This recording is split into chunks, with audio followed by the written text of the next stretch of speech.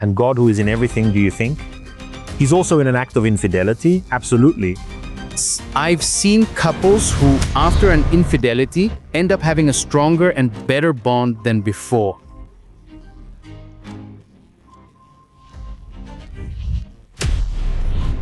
For a third party to be able to break up a relationship, Johnny Abraham, two things have to happen first. The first is that one of the members opens the door to them. Yeah. And second, that the main relationship is already. This is going to get good. This is going to get good.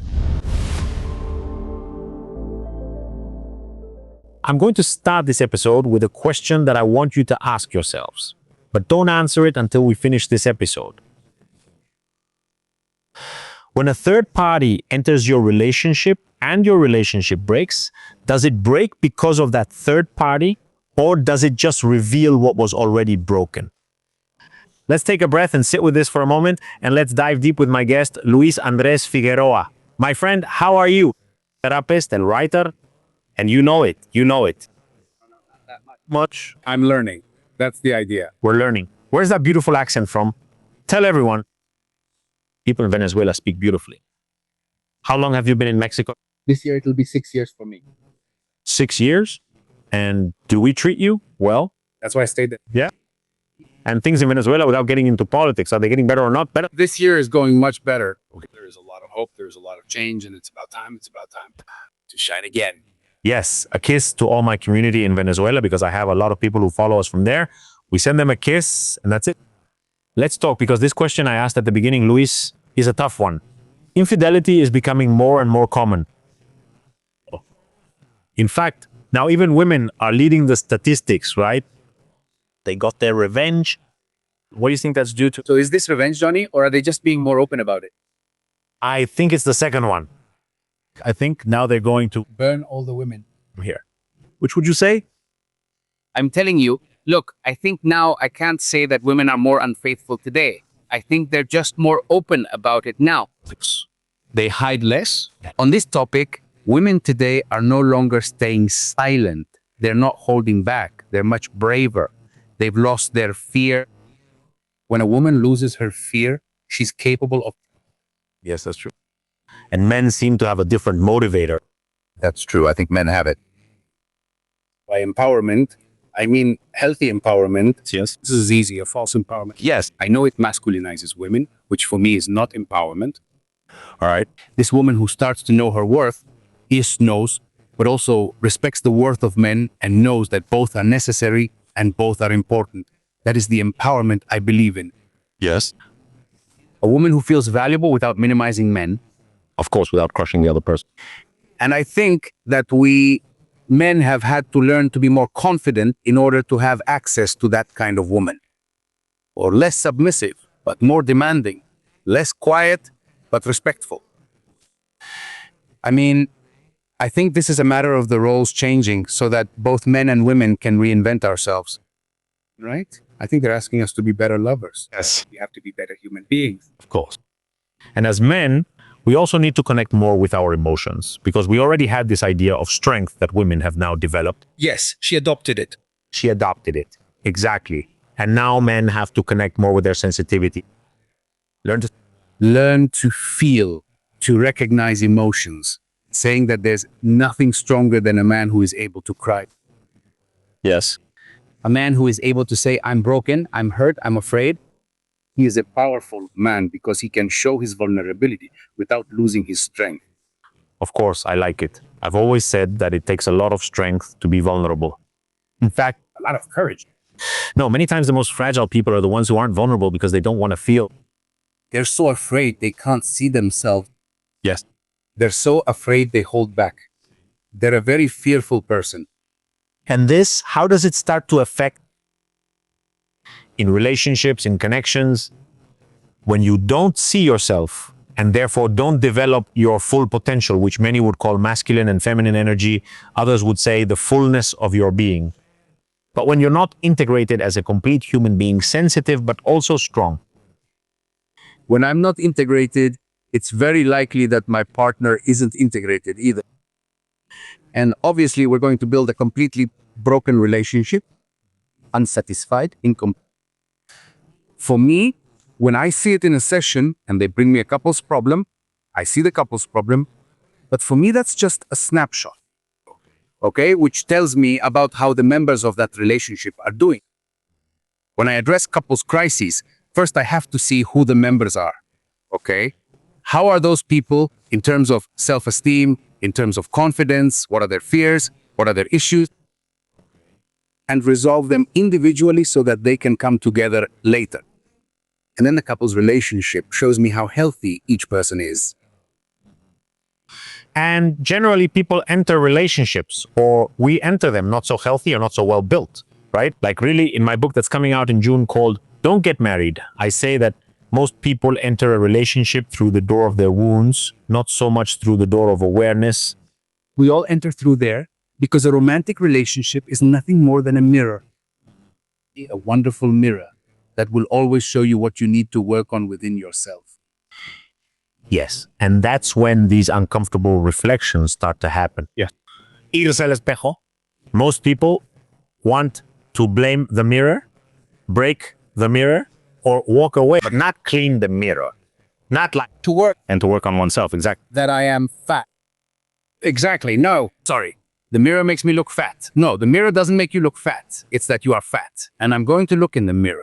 So, no, we're talking to the mirror. Exactly. Let's ask ourselves, Yes. what's happening to me that I'm overweight? Yes. Generally, your results are the biggest reflection of who you are. And your partner will always show you what you haven't wanted to see about yourself. I love it. What kinds of things can they show you, for example? Fear of intimacy. Fear. Of abandonment. Fear that I won't be chosen. So we carry those fears learned in childhood and we project them onto our romantic relationships. Of course. What is it? What's the beautiful thing about a romantic relationship? I know that being in a relationship isn't always nice. It's not easy. Yes. It's not comfortable. But when you do it consciously, you can have a beautiful relationship built on awareness. I love it. A beautifully mature relationship. I mean, beautiful love exists if it's healthy. Of course. And there's a lot of beautiful love, Johnny, that's fake, that's broken, that's covered up, but there's no truth. I've always said that love always adds, beautifies, embraces, helps, supports. When it hurts, wounds, manipulates, none of that is love. That's a kind of love. If love exists, it's internal. Yes, love itself is healthy. Love itself is beautiful. And when all of that gets distorted, well, it could be defense mechanisms, or it could be wounds, or it could be unconscious knots. But love itself, it is not. And when we give ourselves the chance to look into this mirror that is our partner, and vice versa, obviously, for him or her to see themselves in us as well, we can start to change ourselves. But, and this is where we're going to get into today's topic, when there is no awareness, when there is no observation, when there is no inner work, in therapy, in a course, in a retreat, in introspection, and you don't start to change yourself, yes, then the bond starts to fracture. And I don't think it fractures. It just reveals the fracture that's already there. Exactly. And so there I would say to you, well, this question we've been pondering and that we're going to dive into deeply. If a third person comes in and there's infidelity, is that really what breaks the relationship? Or does it just reveal the fracture you mentioned that was already there? For me, a third person doesn't break a relationship. And I know there are a lot of people who are going to come after me or come after us. But well, from my point of view, I feel that a third party doesn't have the power to break up a relationship. For a third party to be able to break up a relationship, Johnny, two things have to happen first. The first is that one of the people in the relationship opens the door to them. What? What? And second, that the main relationship is deteriorated, neglected, and forgotten. If those two conditions exist, the third person comes in. If not, they don't. But look, I'd add a caveat there. There are a lot of people who will say, no, well, it was because I was drunk. It was the drinking. And from there, well, can it break? It was the drunkenness, I would ask you. See. All right. Yes. It was the drunkenness. Who got drunk? And I understand that it's necessary to look for someone to blame, to look for an enemy, a villain, alcohol, gambling, sex, women, men. No. A third party doesn't get involved without these two conditions being met. Okay? You'd say that getting drunk is a way to open the door. It's also a way to show that something is wrong. It's the third vertex of the triangle. Okay, yeah, because many times that third one, like you said, isn't another person. It's not a human being. Exactly. It could be alcoholism, work, pornography, Gambling, smoking drugs. and importantly, the signs. Let's see. How is that? When I get married, I start having children, and I focus more on being a father than a partner. I'm betraying in the cave. Without meaning. And it happens a lot. Not out of malice. We're not discussing good or bad people here. No. Carelessness. We strive to be the best parents. Because maybe we didn't have that. If it's about changing the story and making it better, I'll give my son what I lacked as a child. Valid. But in that desire to be a good father, we forget that first we were a couple. Yes, and the bond gets neglected.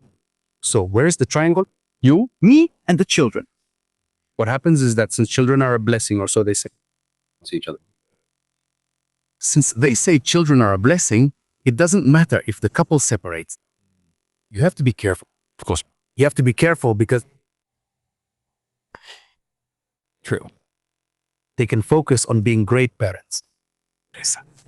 But remember that a child will copy everything their parents do. And if those parents forget to be a couple, the child is learning what love in a relationship looks like. Abandonment, neglect, or just children. Of course. Turn or endless conflict or intermittence, indifference. Human years come together, but we're better parents. Naturally, the child sees this as normal. Of course. That's how a bond is built as a couple, and I wasn't needed for that. Good. I think children don't want perfect parents. They want parents who are present, that they're happy as a couple. I like it. How nice that you can see your dad and your moms who are excellent parents. But you can see how they loved each other and wanted each other as a couple. That's beautiful. And they're also fulfilled people. I mean, Fulfilled completely. there are 3 little caps or 3 hats or little pots, whatever you want to call them. Well, you will always be, above all, a person. That's why what we call self-love, individual fulfillment, and personal work is so important. Because as Luis rightly says, a couple is not an entity. It's not something that exists on its own, but rather it's a figure formed by 2 happy people. It's the result of 2 happy people. The result of 2 happy people. And children should be the result of that happy couple. But today it's quite the opposite, right, Luis? People have children because it's what they're supposed to do, but before that they got married because it's what they're supposed to do, and they live their lives on autopilot without feeling fulfilled. So how could we start to give them a wake-up call to say, hey, People planning to get married should ask themselves, why am I really getting married? Right? Is it really something imposed by society, or do I really want to get married? Right? We should always ask ourselves if what we're doing is really what we want. Hey. Or am I being forced? I mean, it's about being honest there. Really honest. To say, hey, if I'm getting married because society says that at 40 years old, if I haven't been a father, I'm going to have grandchildren instead of children. So don't give in to that pressure. of course, Because at the end of the day, you have to be true to yourself first. and what does that look like? Because nobody taught us that in school, right? That's right. But today, we're experiencing a very important change in the way we live life. I think none of us here, well, I'm a Mochami, but I think none of us here received any emotional education in school. Yes. We've been experiencing that for about 20 years now, highlighting the importance of self-esteem, the importance of going to therapy, the importance of knowing yourself, right? The importance of knowing how to express emotions, not invalidating them, but respecting them, even if you don't agree. Of course. That's why, well, today there's a lot of information. Thank God there's information on the internet where there are a lot of posts like yours that teach you to love yourself, that teach you to look at yourself, and above all, to forgive yourself. Even when you didn't do things right, I love it. And that, besides meaning a lot of love for yourself, also means patience and compassion and everything. It speaks about being true to the question that many people don't ask themselves, which is very simple. What do I want? what do I really want? What do I really want? Exactly. And if I weren't afraid, where would I be today? Yes. Yes. If I didn't want to please my parents, what would I have studied? Yes.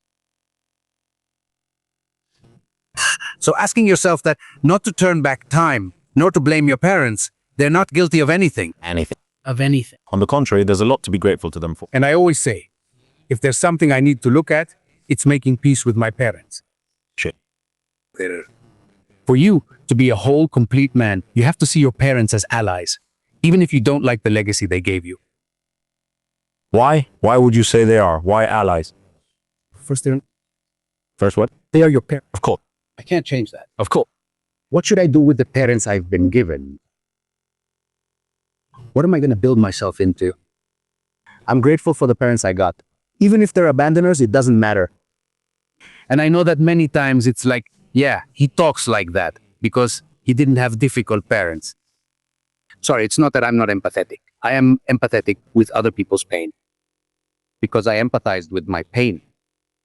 But when I ask you, what's the point of living resentful toward your mom and dad? Because it doesn't change the story or the past. What am I going to do with this, with an absent father? I'm going to become a present man for myself. Yeah? I mean, what they didn't give me, I have to give to myself. Yes. What I didn't receive, I'm going to give myself. Because it's my way of saving myself. For what I wasn't saved from, I'll become a child again. Because probably dad and mom gave what they had. Isn't that right? And if dad and mom didn't give me enough, what then? I can't stay there like an orphan, begging. It's my responsibility to say, how do I make myself whole? It's up to me to go out and look for what that child lacked. Of course. That's when I become a prosperous whole person, reconciled with life. Of course, resentful. That's what they call reparenting, right? It's like being your own adult. Oh, the adult you didn't have when you were a child and who can now give you everything. That I become my own dad Yes. and my own mom, Yes. being grateful for what it was. Being grateful. Being grateful if they were good parents, even if they had shortcomings, because they also weren't given many tools themselves. Being grateful for the best. And if they were parents, let's say not loving, neglectful, parents who were abusive, I know it's difficult, but you should also be grateful because that way you can go through a crisis of thought and not want to repeat what they did and become a better person than they were and strengthen yourself. Right, Luis? Absolutely. Let me give you an example. My parents are homophobic. Okay. I've known I was homosexual since childhood. Since I was a child. In Venezuela. From where? 40, 50, 58 years ago. Back then. The question is, why wasn't I born in Switzerland? I used to wonder as a kid, why wasn't I born in Holland? People there are probably more open-minded. In Europe, people have a much more tolerant mentality than we do. But I said, I was born here. I ended up here. So what happened? If I have homophobic parents, am I going to live with resentment? Yes, I did live with resentment. Until I got tired of suffering. And I said, no, I don't want this.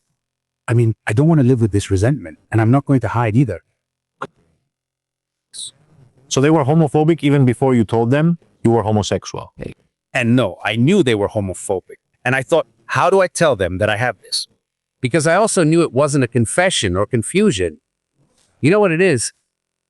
But, well, at first, because of the culture, the country, and the historical context, I had to stay quiet. But not for long. In the end, something, I don't know if it was God, I don't know, something made me realize that my parents' homophobia, my parents led me to love for them. Because I wanted to be like them. Openly. I wanted to be a Dutchman. Venezuela. They will never understand it. It was up to me to understand them. It was up to me to respect their homophobia. And what do you think when I respect their homophobia? That is, I stop wanting them to be open-minded. They start to look at me and respect my homosexuality. And what remained was love. What remained? Wow. But I had to respect her reluctance to accept my sexual pull. That's when I realized that love is about respect, not about understanding. Out of respect, you have to respect the fact that crisis is natural.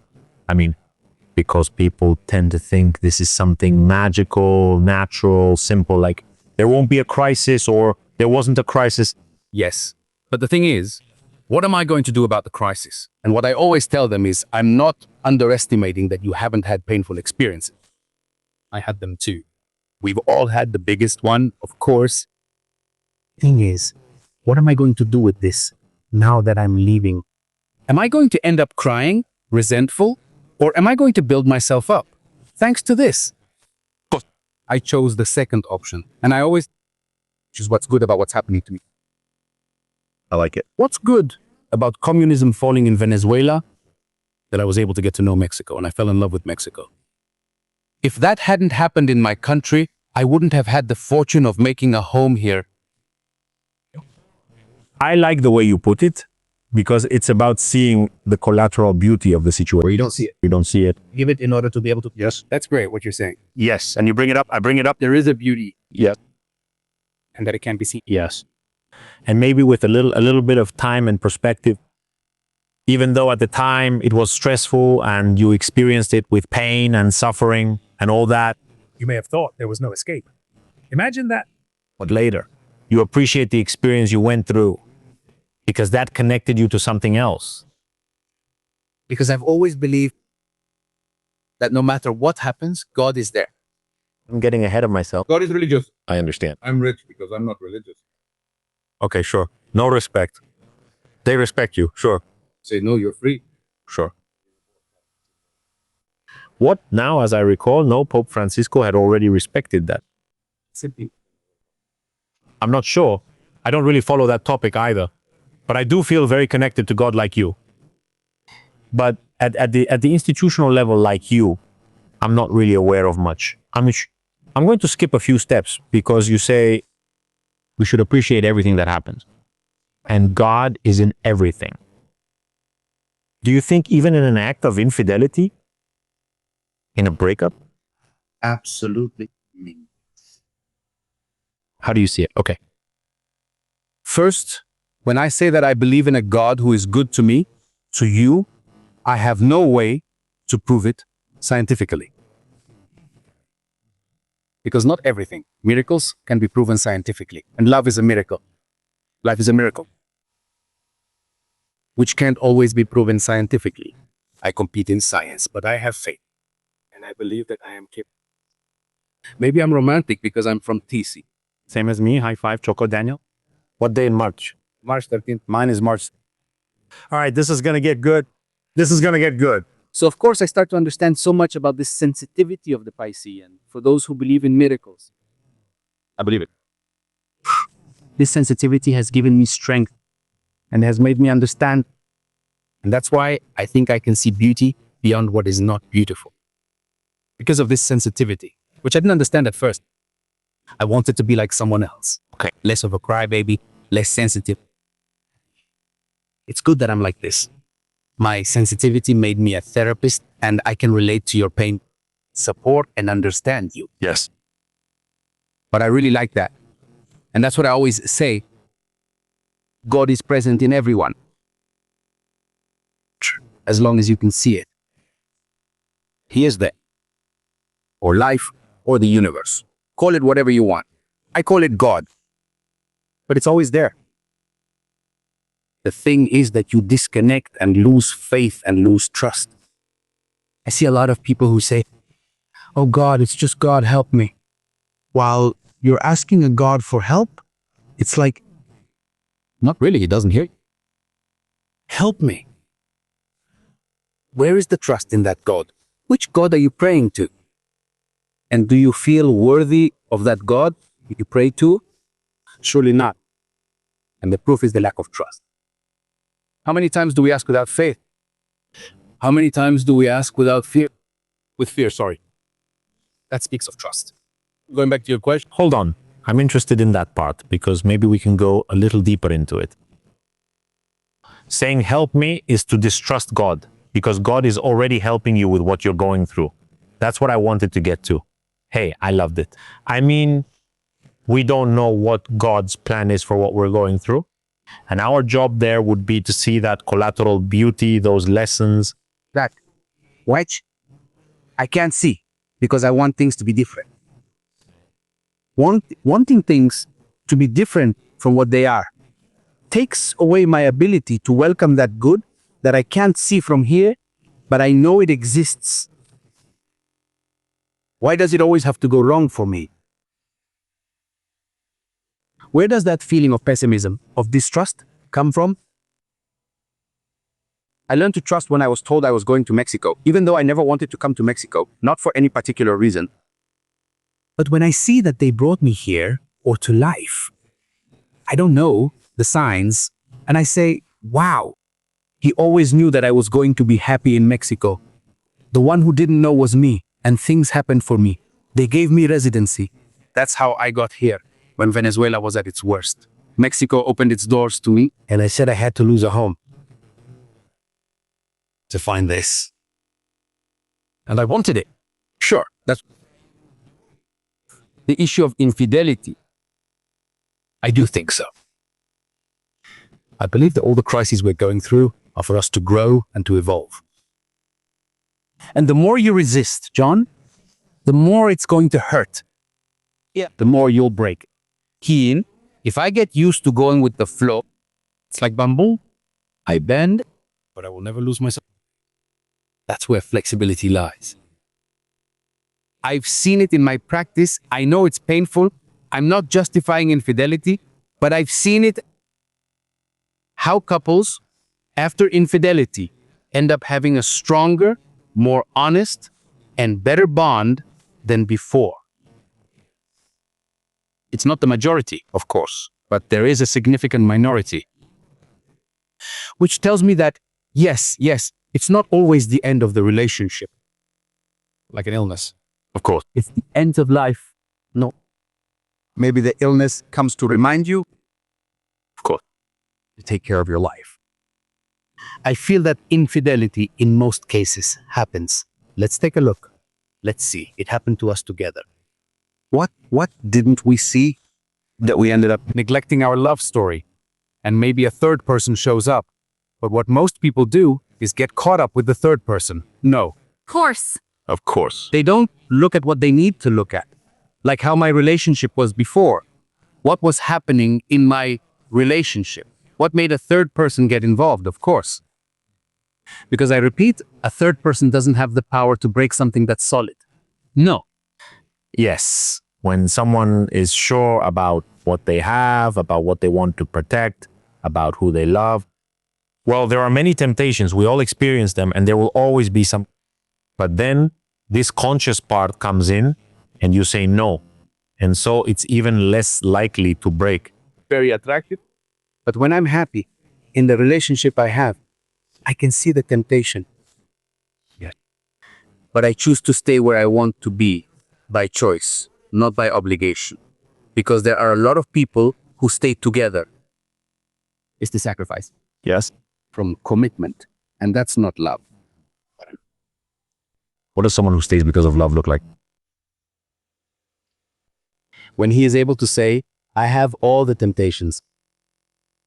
Who I am when I'm with you fulfills me so much right now. I don't want to lose it. I love it. You know what I'd add to that? That when you are connected to love and you vibrate in that love, you know that infidelity is going to hurt the other person and yourself, and that's no longer love. How beautiful it is knowing something will break you. And I want to do it. That's when it's my turn to choose. And in choosing, I describe myself. I define myself. This is going to hurt Yoli. I'm not going to do it, though. I'm starting to like this person. Yes. Let's sit down. Here. Of course. I'm starting to like this person. I don't want this to grow. I don't want this to become a third person in our relationship. Let's review our relationship. This is adult. This is love. Amen.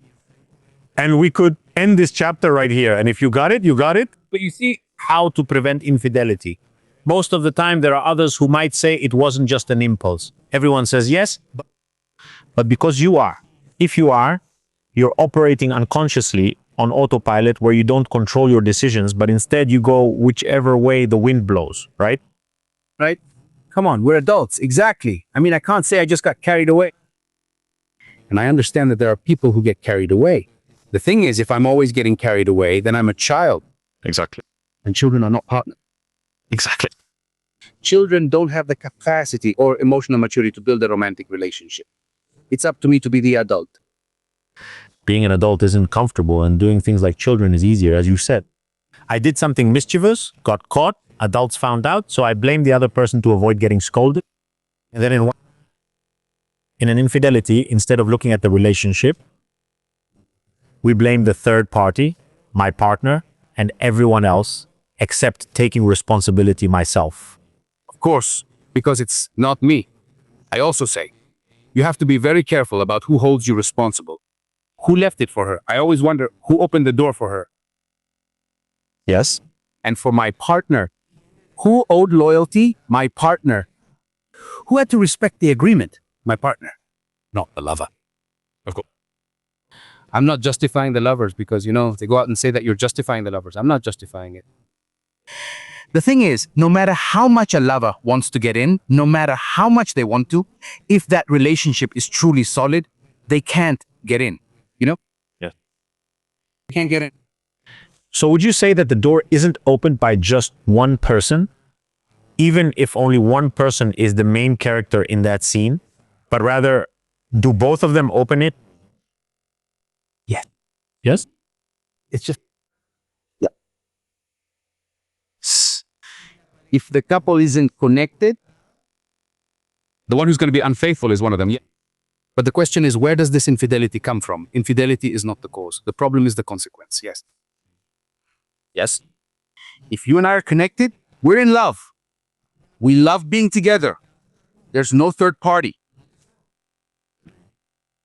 The fact that I decided to be unfaithful is my responsibility. But if the relationship was failing, the responsibility is on both of us. Look. Yes? That's why you can be and take responsibility. Look, I'm responsible for Flynn being loyal. He was unhappy in the relationship. But that doesn't mean you were unfaithful. If you weren't happy in the relationship, Johnny Abraham, you could have talked to your partner. Seek therapeutic help. Yes. Look, I'm not feeling well. I need us to review the relationship. I need us to connect. But you chose to be unfaithful. And in the decision to be unfaithful, you never thought about your partner. Yes. Because being unfaithful is never the solution to reconnect or to overcome a relationship crisis. Yes, it never has been and never will be. Yes. That's why infidelities can be justified. And there's also, like you said, infidelity to yourself.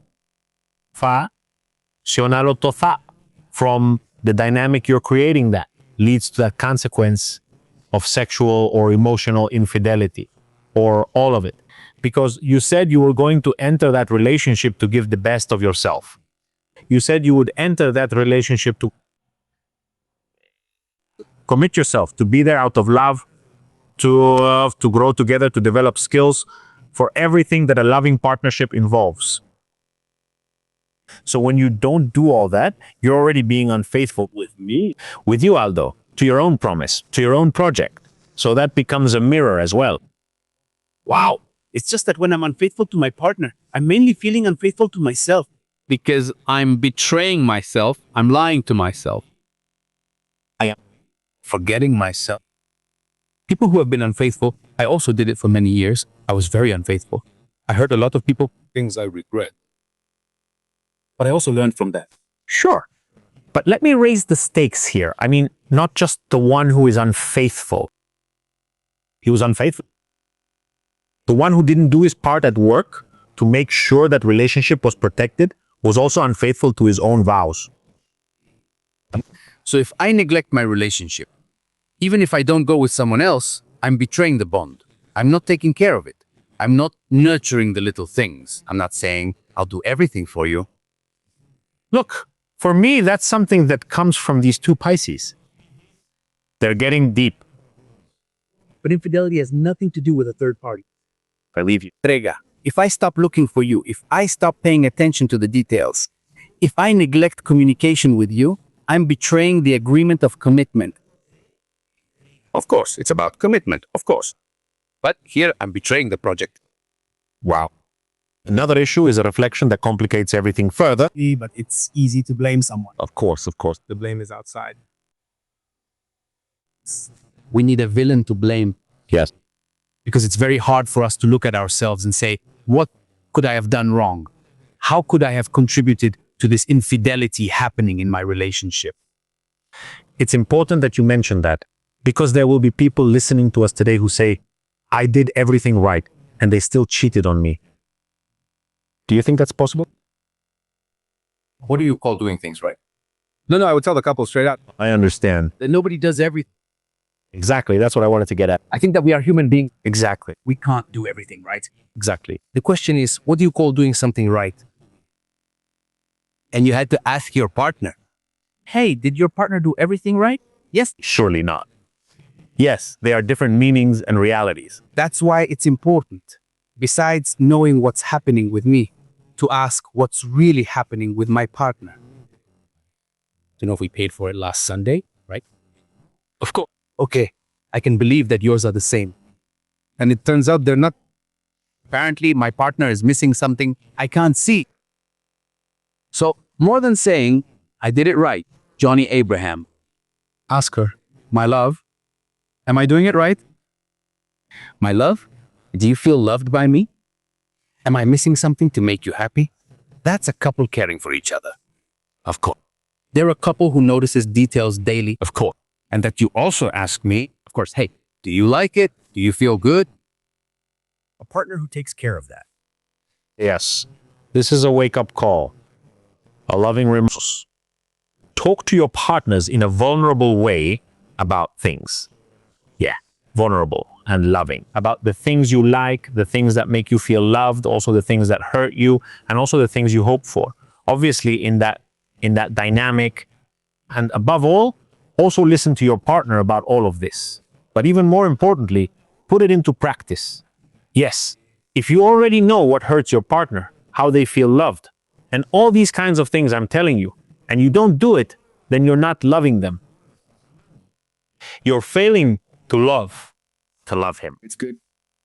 Sometimes, Johnny, just saying I love my partner isn't enough. The big question is, does your partner feel loved by you? Amen. Because I can be full of love, but if I don't know how to express it, then I'm not really loving you. Amen. That's really how to express love The same because of love. that I have for you. First, of course, I need to know how you feel loved, whether it's with words, with touch, with little gifts, or with all the love languages together. And then I have to be able to carry it out, because if not, I'm going to... Now, it happens a lot, Luis, that people hide behind. It's just that I'm more of the words type, but I'm more about love. Yes, This is the language of and I'm more about quality time.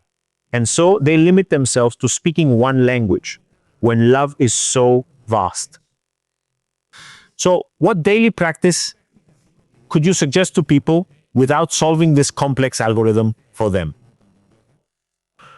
To stay connected to love, and above all, to share that love. I always ask, how do you actually do it? Because they were two different people. Of course, they had different lives. However, there was something that drew them to each other and helped them understand each other. Why aren't they understanding each other now? If they did at first, then it's not about changing the language of love. It's something else first. First, what is your love language and what is mine? What do we do? How do we make both languages coexist so that one doesn't take away from the other?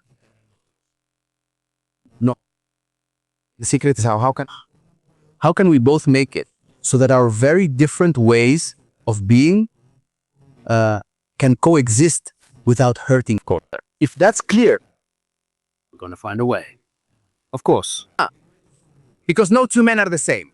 In same-sex relationships, it's not easier just because it's two men or two women. That's a lie. That's a lie. No two men are the same. No two women are the same. No, it's already been proven that human relationships per se, regardless of gender, Are complex. they're very complex. Each one is its own world. If he complies, yes, they are deep.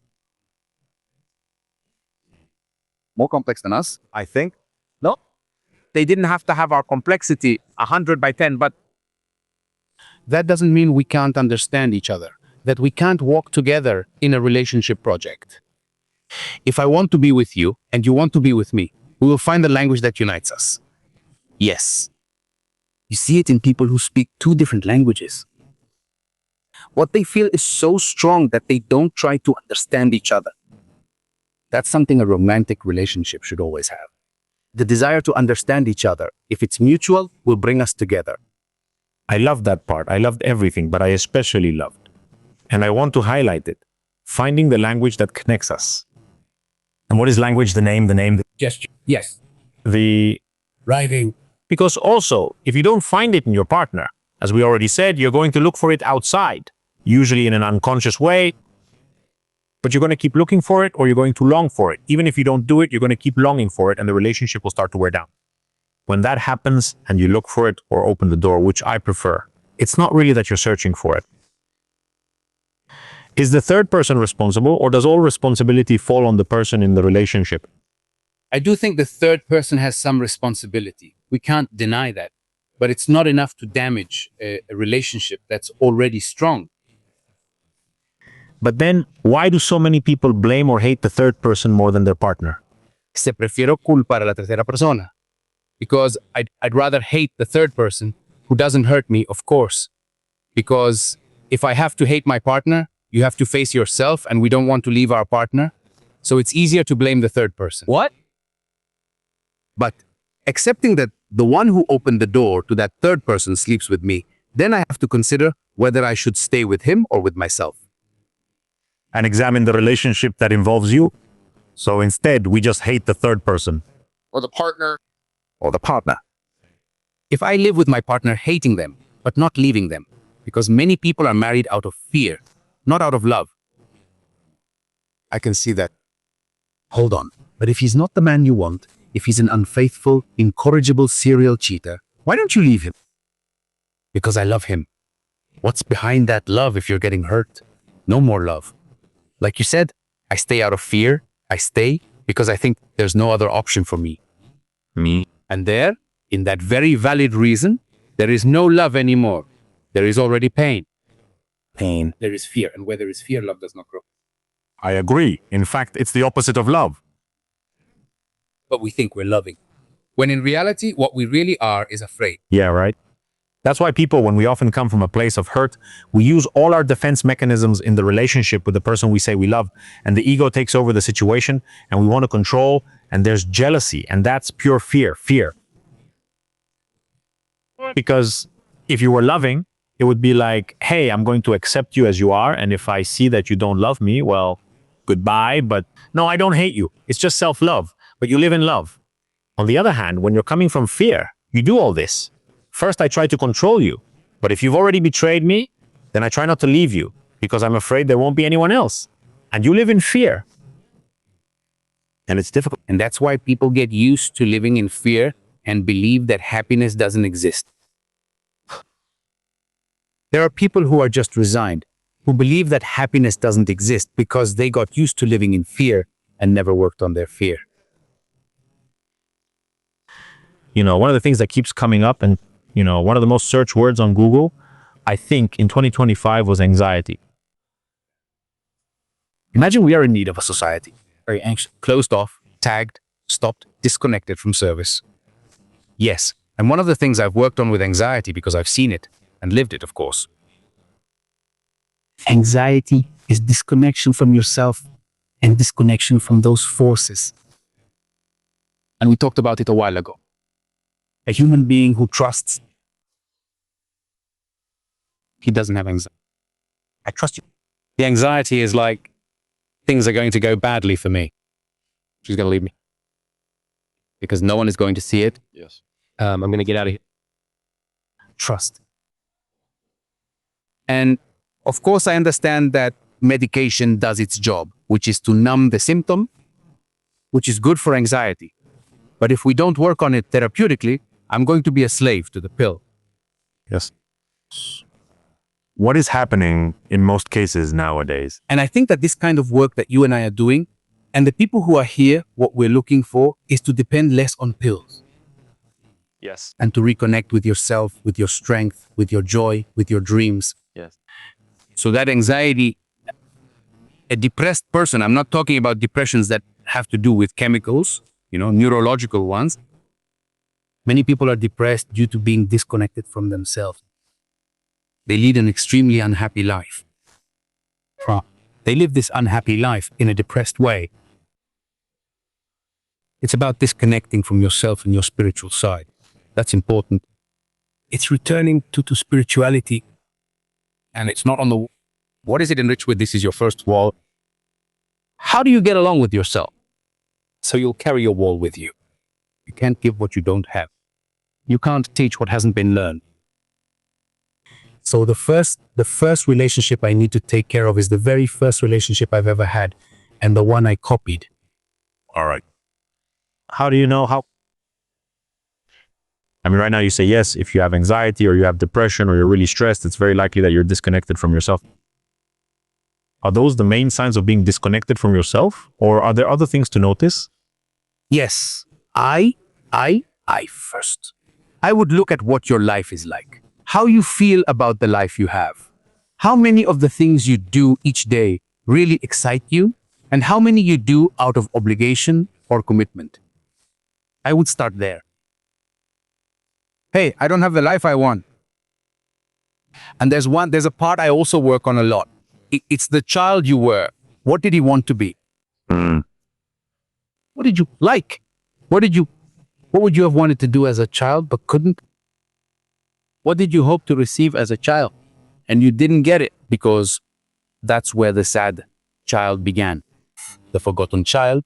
Today you are a sad adult and a forgotten adult because you learned it. Sometimes sadness is learned. Sometimes resignation is learned. So what do we have to learn? First, to see it. I always say, where did you learn to live dissatisfied? A lot when the person starts to remember, hey, they go back to their childhood. But we can't change childhood, right there. How will I help my younger self today? What can I do today? For that child I abandoned, if we leave our inner child abandoned. And the great savior for me of an adult is a child. I mean, the child saves. Yes. The child saves the adult, right? And the adult saves the child. That's a connection. To be the one that has the team. Exactly. The happy adult can't be happy if he was sad. Of course. So let's look for that child. Let's take care of him. Tell him, I'm here. Don't wait for anyone else. I'm here and you'll see how you feel that from me. Yes. And if it's the one you'd always been waiting for, the love you'd always been waiting for. It was never outside. We always thought it was outside. I love it. And here we go back a bit to this part of asking you, what do you want? What do you want, or what did you want as a child that you may still long for today? But you're living the life your parents told you to live, the one society told you to live. That your profession limits you, that you're living on autopilot, and that's why you feel depressed, stressed, or anxious. So, noticing that and taking a pause to question and recalibrate can help you reconnect with yourself, right, Luis? Absolutely. Here, what was missing? Why have I been crying my whole life?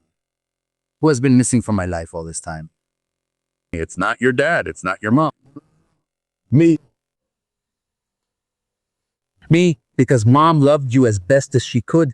She calmed you down. I know what was missing. when I say that's what you were missing, and I give it to myself, and I look for it, and I claim it, the feeling that you don't owe me anything changes, and I start to feel whole. And a whole person doesn't look for a partner to complete them.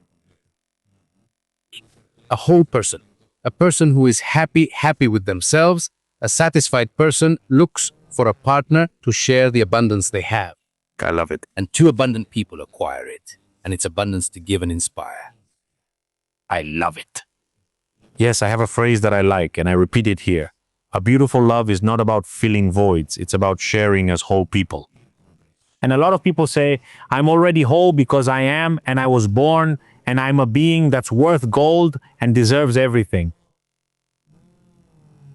Yes, but no, because like Luis said, and I've also told you many times, if you were born whole, and I always use the diamond analogy, and over time you started covering yourself with carbon, with wounds, with things, with dirt, with broken hearts, with limiting beliefs, and then the diamond ended up underneath, and you say, look, you can't see it, so it's disconnected from you. It just looks like a stone. All your shine is underneath. No one sees it. No one sees it. And then you need to remove all those layers of carbon to become a shining being again and reconnect with yourself, with your inner self. Call it God, call it love, call it you. That's how I work on survival. And I'm not going to turn you into something you're not. I'm going to take away all the lies, the beliefs, the labels. So you remember what you are. You were always a diamond. Exactly. But no one saw it because you were covered in beliefs, pain, traumas, stories, opinions. Exactly. Let's remove this and remember what already is. It's about recalling and reconnecting with your true self. And it has been simple. Exactly. And that's what I call doing alchemy, because you go from being a stone to a diamond. Therapy is a chemical process. And people tend to see themselves as the stone, as carbon, and they identify with the carbon. That's how I am. Yes, not yet, but Exactly. But now let's do a quick exercise. Those who are in the car, those who are watching TV, close your eyes for 2 seconds. And remember, when you were truly happy, you felt love. Playing with the earth, admiring a landscape, hugging warmly, being hugged. And you didn't put any interpretation on it. You just were. And you played and laughed. And you didn't calculate everything. And you didn't control everything. The intensity. I remember that when I was a kid, I would grab a broomstick, a broom for a barrier. It was my electric guitar. Of course. And nobody ever told me I wasn't playing the electric guitar, and you're in the band Kiss. Yeah, you're gullible. I showed my age there. But and that's it. I don't need a real one. It came out with you. Beautiful. I love what we're building. I see that. They're Pisceans. Pisceans here at the Carajillo Mazari. I don't know if it's the coffee or the zodiac sign, but we're doing something right. Going back to the topic of a third party in a relationship, infidelity, and all these things that need to be looked at in relationships.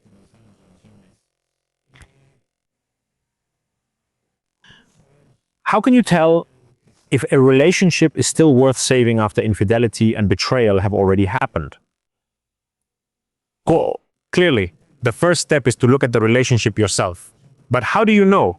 Not when there's still something left to save, or if it's already definitely over. No.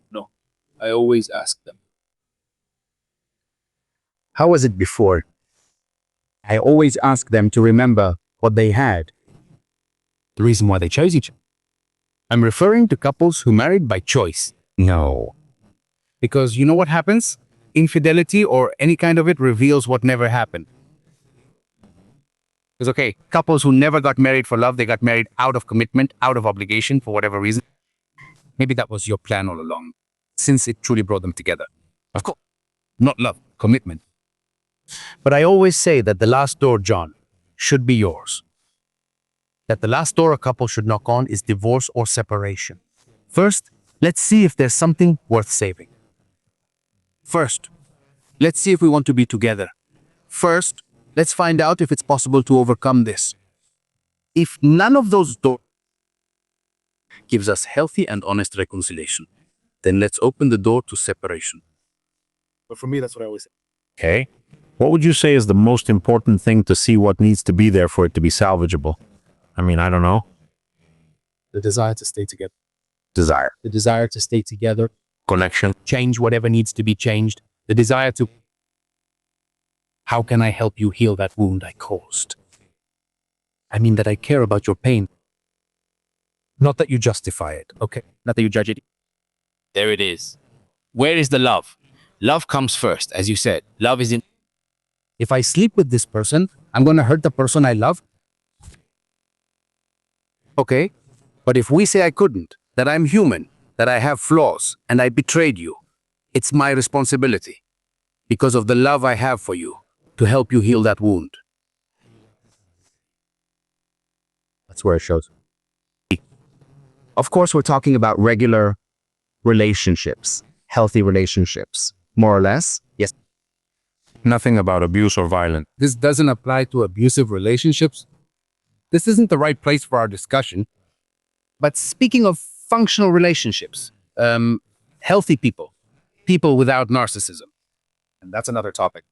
How do you know when there was really something there, but it stopped being there, and then this infidelity happened, versus when it was never really there? And they went on autopilot for other reasons, like you said, money, looks, whatever.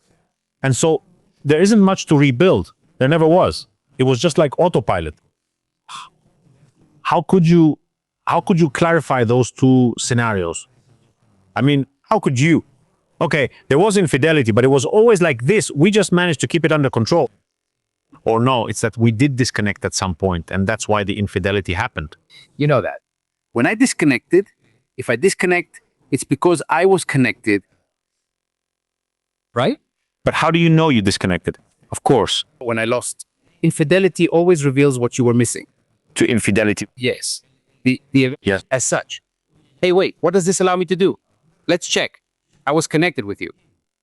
Yes, we were. We were a great team. Okay. That's where we disconnected because we have a point of reference for the connection we had. And the infidelity, it causes me pain, and I realize that it is that I was never connected to you. We were never connected as a couple. We got married for money, for social reasons, for whatever reason. That comes to the surface, comes out. But your question is, if I was connected with my partner, I will know it.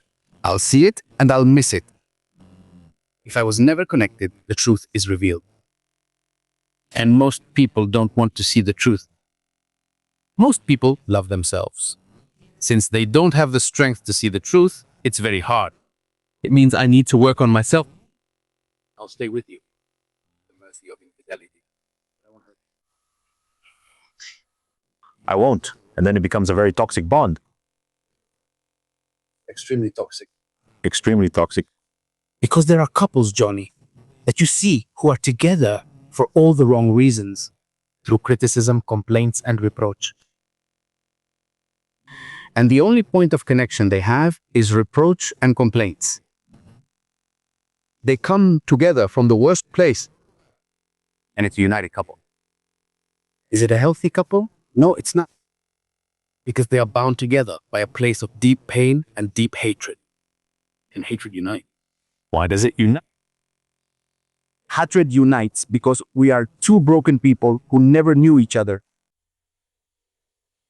If I am love and you are hate, I will never connect with you. Of course. And when I say love, it doesn't mean I'm perfect. If you're a damaged, broken person, you don't come into my life. Of course. I pass by and I say, but I don't go in. I have nothing to do there. That's why you have to try to be as aware as possible. For me and for myself, Try to be the best version of myself. Mhm. Try to be true to myself so I don't have to deal with your infidelity. So I don't have to be chasing after you. What are you looking at? Hold on. who do you have? No. It's already a voice. Yes, it's so simple that it's so simple it hurts. I mean, it's like I just can't, you know? Yes. But we don't do it. Of course, when we're disconnected from ourselves, when you're connected with yourself, wow, you don't chase, you don't seek, And if it comes, we have to. Mhm. And if this really hurts me, out of love for myself, I have to let you see it. Yes, I really can't handle this. That's where I would ask you, when is forgiving a sign of maturity? And when is it a tool that we disguise as forgiveness, but it's actually self-abandonment or manipulation? Uh-huh. Yes. Many times not forgiving is a tool for control. Not forgiving. Not forgiving. Yes, it's still about getting me to forgive you. No, I can't forgive you. And it is. It still is, and it still is. And it will never be enough because it's my way of controlling. Yes. So you don't do it to me.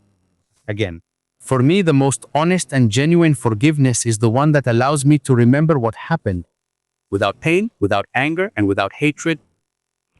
If I can remember that without pain, anger, or hatred, I can say that I have already forgiven and moved past that story.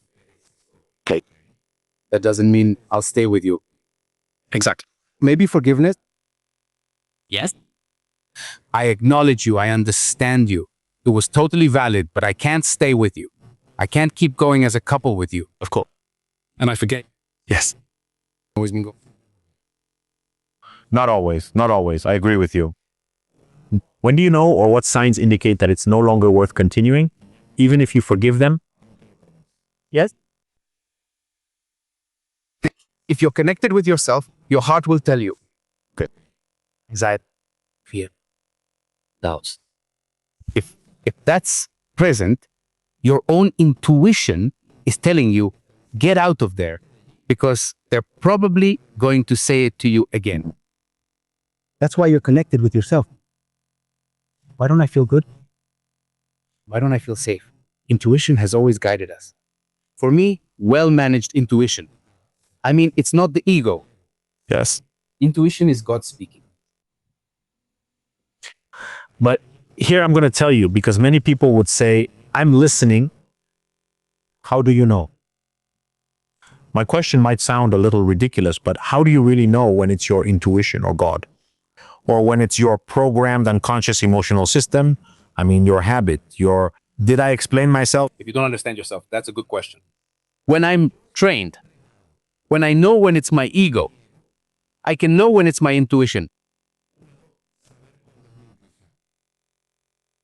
That is, if my intuition tells me something that's not pleasant, but I feel peace, that's it. Let me try again. Sorry. Okay.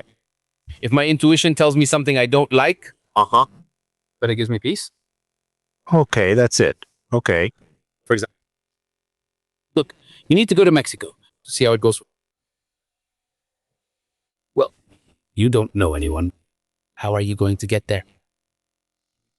I calmed myself down and said, here. Because I swear to you, John. Go. Okay, nicer than, without. I had already lost everything. It was all upside, of course. Why not get to know an amazing country like Mexico? But you see, my ego was saying, what are you going to do over there? In Mexico? Wait, I'm leaving, but stay here. I was in Houston then.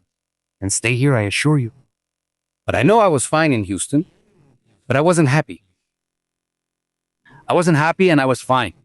Those are two different things. So when it's my turn to evaluate, my ego was telling me it's dangerous, a country you don't know. No, you don't know anyone. And deep inside something, it has nothing to do with it. Let's look here. There. You learn to listen to intuition and the voice of the ego. When intuition speaks, even if it tells you painful things, you feel peace. Yes. And where there is peace, that's it. Even if you don't understand it. When there's fear and you want to control the whole situation, that's your ego. Okay. It's not because there's no peace. Yes. So there are things that are very difficult, but that bring you peace. Yeah. And that's where you have to start working on that. That has to do with you. That's why your relationship with yourself matters so much. Your relationship with yourself is most important, as everything else reflects it. Of course. So if you don't love yourself, you can't love someone else. And we've said that Many times, right, but yes. and we've only just learned that by now. Good. What does loving yourself look like in everyday life? How do you practice it? But when I really started to love myself, it was, believe it or not, because of you. Uh-huh. Why? Because all my fears came out, I realized my choice of partner was asking something of me. What was there was fear, abandonment, attachment. Being able to see that what I called love wasn't love, but dependence. And it set me. I started out, arrived alone in Mexico, not knowing anyone. I started going out by myself. I started falling in love with myself. I was alone. I said I wouldn't look for a partner because it was a trap. I'm going to look for a partner as an amulet. No, no, no. My intuition told me, no. Don't let relationship distract you. Learn to enjoy your own company. Be yourself and become trustworthy. And that's what brought me here. It made me see the Andres who is sitting in front of you today, who loves himself, who cares for himself, and who chooses himself again. Look, this is so beautiful. And I used to say, I wondered if you were born again. I wouldn't change anything. All of this happened to me. It brought me here. And I like who I am. I'm not perfect. No one is. What I am. I love it. And I love what I am. And I'm afraid I have doubts, I have phobia, but I love it. I love it. No, but because you don't do it from an egotistical place. I mean, I'm really sensitive. I'm a Pisces, and yes. You can tell when someone says, I love myself, I love my life, I like myself. But because you can really tell when it's genuine and when it's just a facade. Yeah, you can feel it. You can already feel it. Yes. And I feel it beyond what I can express with words. I feel it. I look at myself and I say, Yes. it was all worth it. I like that. And I'd like to get a little into your story, if that's okay with you, because you were in it for 30 years. Yes. 29. 29 years of marriage? No, it doesn't grow for me, but But you were in a marriage, and from day one this happened. I mean, or was it that the last stretch just wasn't working anymore? Look, I've learned over the years that where I'm not happy, I'm not going to stay for long. I promised myself. It was a beautiful story. Probably the most beautiful I've ever experienced, right? For the time it lasted, for everything we built. We are best friends. But I started to feel that we were going down different paths. And for me, a relationship is a project, a short-term one, that you and I, we want to go to the same destination without stopping being who we are. But I feel like I wanted to go to see the world. He didn't. He wanted to stay in Venezuela. It was fine, but that's when the project began to unravel. at what point, after how many years of the relationship, more or less? At 25, I started to feel it, but I didn't want to see it. Okay. That I already love you. I'm already feeling it, and you don't even realize. No need to say anything. Ha ha ha ha ha. You say it was wrong. It was wrong, but I wasn't ready to leave him. Uh-huh. And I did what I always say. I'm going to find a way to save that. Couldn't be done, Johnny. And I had to... Naturally, I paid the price since I was the bad guy. But also, I always said, I love him so much that he doesn't deserve for me to stay with him out of pity or gratitude for my own sake. Of course. And from both of you, you say, no, it's just that I left. It's no. That's when my crisis at 5 began. Okay. I'm 59 right now. And today, I'm with him. look, and so today, 9 years later, if my calculations are correct? Yes. And I said, okay, today you can look back and be grateful you left. But without fear. At one point, I stayed. I was scared and felt guilty. Obviously. I felt very guilty, very guilty. So my friends would say to me, how are you going to do that? After more than 50 years, you're already old. Yes, you're already old. And I said, no, not old. Old is Bolivar Square. No, not old at all. Now is when I still have so much ahead of me, precisely because I love life. Well, only if I stay in a place where I don't want to be or where I'm afraid. No, I can't. I wasn't born for that. But today I'm grateful for it. Today I'm grateful for it. I choose it again. It wouldn't last 30 anymore. It lasts 20. Yes. Now I would choose myself again. Okay. But how did you discern between? I mean, if today you said, "Oh, I'm in a relationship again," and I start to feel that, what? When is it enough? A clarity I have today. Look, I lasted 30, but at 25, it was already time to go.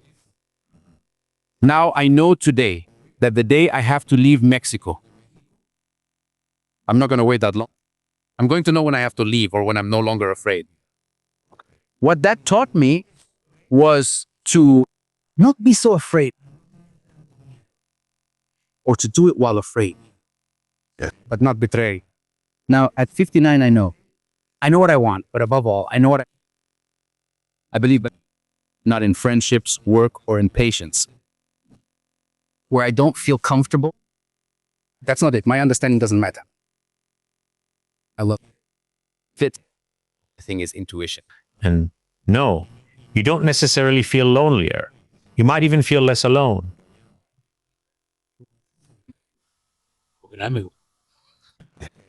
Because now I can see that I'm not hungry. Yes. I choose the man. Yes, very good. But you do it from this genuine place, which is what we've been talking about. Because there are people who do it from the ego and from those who think they're the best. But really, if we look at the results, maybe they haven't worked on themselves and that's why they feel very lonely. So I think the difference here would be if you're being very selective in quotes, but you feel lonely, or then that's desperation. So in that case, no, you're not fulfilled. Luis is saying, I can set my standards because I'm not desperate, because I don't feel lonely, because whoever comes to me, Life, very clear. clear, and not just anyone, but whoever comes into my life should be worthy of my company, of what I also bring, of what I also offer, and not just anyone, because I'm better off alone than with that kind of person. I want to be better with someone who, here I go. It's good that you say it. The person who comes into my life, I'd like them to do more for me. If you're going to leave me just the same, buddy, Or worse, with crises and conflicts. if you're going to leave me just the same, no. But I have had good times, like here on the phone, some pretty interesting chapters. But it also lets you know what I want. Yeah, like they say, we say, here we go. I think I can tell what they did. Of course, I think someone from Madrid arrived. So there was like a connection. He's very wise. To follow that, I had to go to Madrid right away for myself. But I also said no. If it had been him, things would have worked out so that either he would come to Mexico or I would go to Madrid. It wouldn't be like this. And what you said is very true. At least for me. When you're good with yourself, you don't worry about whether you're with someone. I'm myself with you. So you make the selection or the choice from a much fuller, much calmer place. It's not that I'm like this. I can't find anyone. And I get on there. I go to Pumper. I don't go to Tinder. I go to Grindr. And have you gotten into a more or less serious relationship since you got divorced? Why? Because there's actually something that I'm discovering. Being in a relationship means paying a price. Yes. Wanting a child comes at a cost. Being single means paying a price. Do I have the availability to nurture and commit to a relationship? I ask myself that question. But also, since the person who would make me pay that price hasn't come along, I say I haven't met that person yet. Because I know that when that person comes, when that person arrives, I will happily pay the price. But I'll still be myself, free, but committed. Okay, do you want a partner? I need to feel free to be in a relationship. But with commitment. Yes, and will you commit? Yes. In the meantime, I keep learning about myself. I keep discovering things about myself. I keep enjoying myself. And when you're not afraid to be with yourself, wow, life feels like a real high. Yes. Yes, I've had some interesting chapters. Well, what human being doesn't have them? Especially those of us who are trying every day to learn, grow, work, and question. Of course, you can have a life just floating along and a routine from 8 to 8 and have a life that works for you. But when you want to get more out of life and you want that freedom and that flavor and that fulfillment, that's not the way. And it is. You must endure many dark nights, crises, losses, and much more. Wow. And you know what? What I think? Yeah, if I say I'm better for my partner, that doesn't stop you from being with someone else. If you're okay with yourself, that's it. I love it. And for two people to enter a relationship like that, Goodbye. it's wonderful. That triangle where you open the door no longer exists. The problem is that either two people who aren't okay with themselves get involved, or maybe one is and chooses the other person for another reason. Let's think about physical money, which already suggests you're not doing so well, but then you start to lose a lot of what you had already built. It starts to fade away, and that's a big sign. No. Yes, when you feel that what is sacred to you starts to fade away. And it's not that you have to talk a lot. It's not. No, you don't have to say much. You're so clear that many times there's no need to even talk. That clarity itself has an energy. And you already know what it is. You know what you want. That's the good thing about intuition. When you train your intuition, you listen to it so clearly that you already know when the ego is speaking and when intuition or the heart is speaking. I love it. Well, for the last question, but before I ask you, let me invite everyone to subscribe to the channel so they can watch all the interviews we do with people just as interesting as Luis. Because honestly, what a great conversation we just had, my friend. I wish it could last for many hours. Subscribe to this podcast so you get notified. Give it a like so it reaches more people. Help us help with that. It's just a simple click and you could help someone who might be going through this. And above all, if you want to help yourself a little more, you don't even know where to start and you want to go further. Remember that we have a link in the description of this episode where we invite you to. We have courses, workshops, support, weekly Zoom sessions, and many more things. So, now, my dear Luis, the last question to wrap things up. Does that sound good to you? Let's confirm or debate what we said from the beginning, which we've already touched on. But I'm going to ask you two questions. What would you say to someone who feels they can't recover after being betrayed? And yes, you will see that you can do it. You will always be able to. You are not alone in this. And the first person you need to look for is not the question. It's that person who thinks they can't do it. The one who thinks they can't. Let's hug that kid so they can see the powers in his life and so you can see the greatness of what happened to you. I loved it. A third party then breaks up a relationship or reveals things about the relationship. Reveals things that the relationship is desperately asking for. A third party reveals that relationship lacked attention. So let's give it. No distraction. You get distracted when you argue with the third party. A third party reveals that the relationship is asking for attention, not distraction. I love it. And from there, you decide whether or not to forgive, whether you stay together or not. Also decide to face the crisis, to question, to see what your part was in it, what you can do differently in the next relationship. Don't blame yourselves, but do take responsibility for your part so that in the next relationship, things are better. Do you agree with that? Luis, thank you so much. Where can people find you so they can follow you? I'm Soy Luis Andres everywhere. Awesome. Well, say no more, my friend. Thanks for this conversation. Thank you for the invitation. Thank you to everyone who listened to us, and let's give a round of applause here on the set. See you very soon. Thank you. Yes. Awesome. Nice talk. You have a very big heart.